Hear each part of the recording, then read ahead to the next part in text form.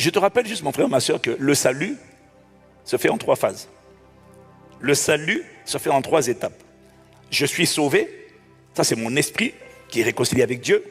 Je suis en train d'être sauvé, ça c'est mon âme qui est en train d'être restaurée parce que je suis un être tridimensionnel. Et je serai sauvé, ça c'est mon corps à la résurrection. Je suis sauvé, c'est mon esprit. Je suis en train d'être sauvé, c'est mon âme. Je serai sauvé, c'est mon corps. Quelqu'un dit Amen. Autrement dit, la course n'est pas finie quand j'ai accepté Jésus dans ma vie. Quand j'ai dit oui à Jésus, la course n'est pas finie. La course vient de commencer.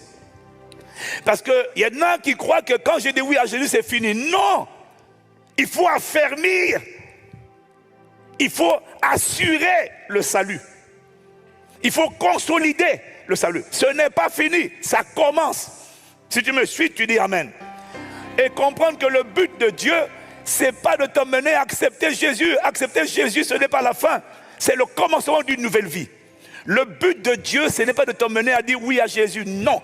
Le but de Dieu, c'est quand tu as dit oui à Jésus, c'est de te mener à suivre Jésus, à obéir à Jésus, comme un disciple de Jésus, afin de devenir exactement comme Jésus. Parce que ma Bible dit dans Luc 6, verset 40, que tout disciple affermi sera comme son maître. Donc, le but de Dieu, ce n'est pas de te sauver seulement, non. C'est d'asseoir, d'affermir ton salut, d'affermir ton élection. La préoccupation de Dieu n'est pas que ta destinée, elle est aussi ton éternité. Voilà pourquoi il faut travailler les fondations. Parce que quand les tempêtes soufflent, les seules maisons, parce que ta vie, mon frère, ma soeur, le tentateur, tu le connaîtras, tu le connais déjà, tu le connaîtras encore, il va souffler. Les seuls édifices qui demeurent fermes, quels que soient les cyclones, les tempêtes, les ouragans, sont les édifices dont les fondations sont profondes, sont sérieuses. Et tu dois t'assurer d'avoir toujours en tête, mon frère, de ne pas courir en vain. Courir en vain, c'est commencer la course et de ne pas la finir.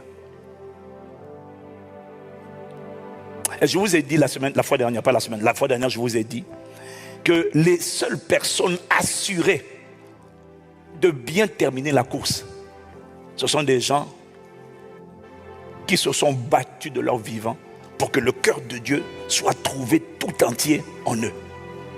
Resserrer le chemin qui mène à la vie, et il y en a peu qui le trouvent. Jésus te dit que le chemin qui mène à la perdition est spacieux, il est très large. C'est une autoroute. Le chemin qui mène à la vie, il est tout petit. Et il y en a peu qui le trouvent.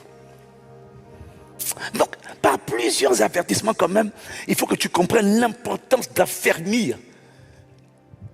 Quand Jésus a commencé avec toi, ne t'arrête pas là. Affermis. Deviens un disciple. Ne donne pas seulement ta vie à Jésus. Va plus loin. Suis-le. Prends sa parole. Serre-la dans ton cœur. Marche avec lui. Ne fais pas que de ta destinée ta priorité. Fais également de ton éternité ta priorité. Parce que de toutes les manières, quelle que soit la manière dont tu brilleras sur la terre, mon frère, ma soeur, ce qui comptera le plus pour toi, c'est l'éternité dans la présence de Dieu. Voilà pourquoi